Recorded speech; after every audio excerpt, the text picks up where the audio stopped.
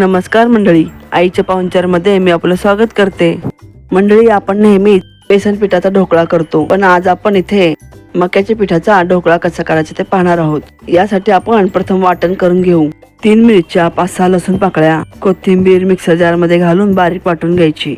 एका बाउल मध्ये 1 वाटी मक्याचे पीठ आणि अर्धी वाटी बेसन पीठ घ्यायचे।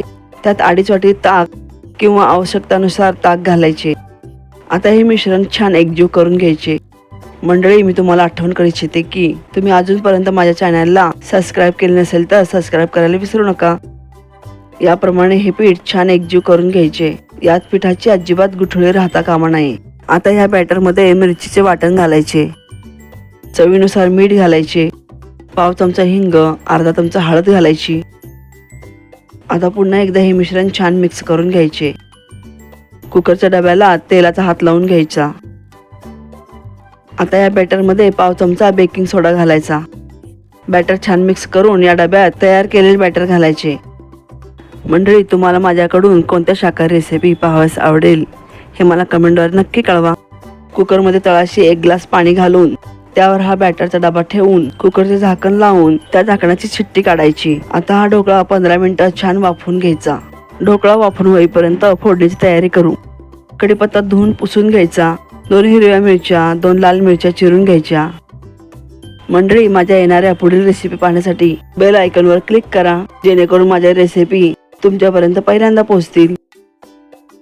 कढईमध्ये 2 टेबलस्पून तेल गरम करून त्यात मोहरी, जिरे, पाव चमचा हिंग घालायचा, कढीपत्ता, मिरच्या घालायच्या, पाव चमचा हळद घालायची। फोडणी छान परतून त्यात अर्धा ग्लास पाणी घालायचे। 1 चमचा साखर घालून गॅस बंद करून घ्यायचा। आता वाफवलेला ढोकळा कुकर मधून काढून घ्यायचा। आता हा ढोकळा थंड झाल्यावर त्याच्या कडा सुरीने सोडून घ्यायच्या। कुकरच्या डब्यावर डिश झाकून हा डबा या डिश मध्ये पालथा घालून हाताने थपथपून घ्यायचा। आता या ढोकळ्यावर पुन्हा डिश ठेवून हा ढोकळा पलटून घ्यायचा। आता हा ढोकळा चौकोनी आकारात कापून घ्यायचा।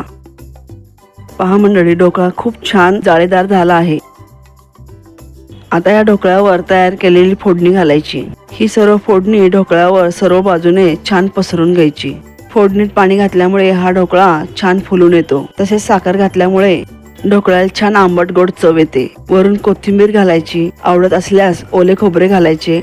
मक्याच्या पिठाचा ढोकळा तयार आहे।